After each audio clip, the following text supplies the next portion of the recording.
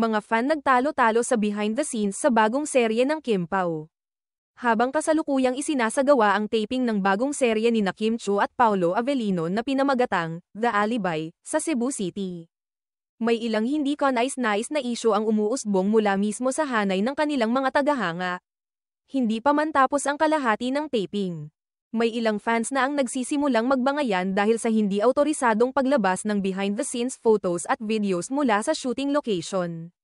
Ayon sa ilang miyembro ng fandom, ang mga larawang ito ay hindi dapat inilalabas hanggat hindi nagbibigay ng pahintulot ang mismong production team o ang mga artistang kasali sa proyekto. May ilang ulat na nagsasabing may mga fans na sinadyang bumiyahe mula Maynila patungong Cebu upang masubaybayan ang taping at makakuha ng eksklusibong materyal, gaya ng mga litrato at video.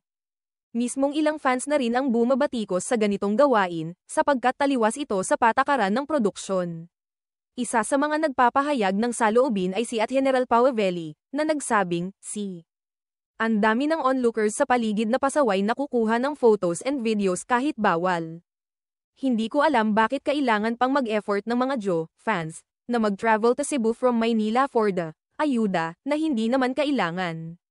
Hindi rin napigilan ng ibang solid fans na ipahayag ang kanilang pagkadismaya.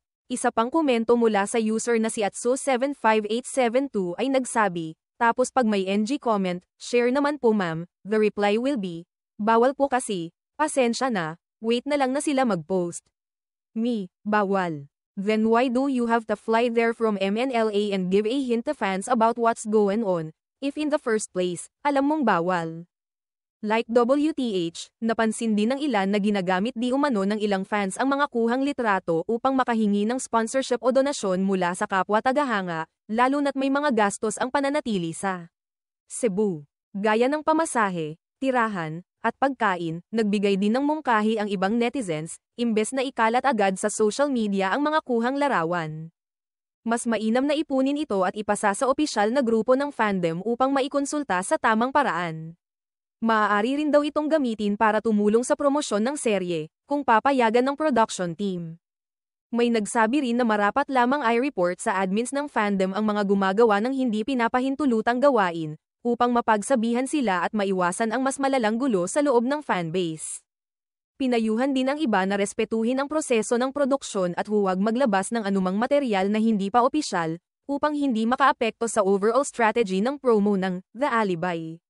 Sa ngayon, nananatiling tahimik ang kampo ni Kim at Paolo ukol sa isyong ito.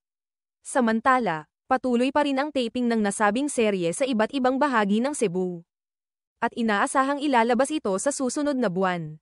Ang insidenteng ito ay muling nagpapaalala sa lahat ng fans na bagamat masarap sumuporta at makasulyap sa likod ng kamera, may mga hangganan pa rin na dapat igalang, lalo na kung ito ay makakaapekto sa buong produksyon o sa magandang relasyon ng mga taga-suporta.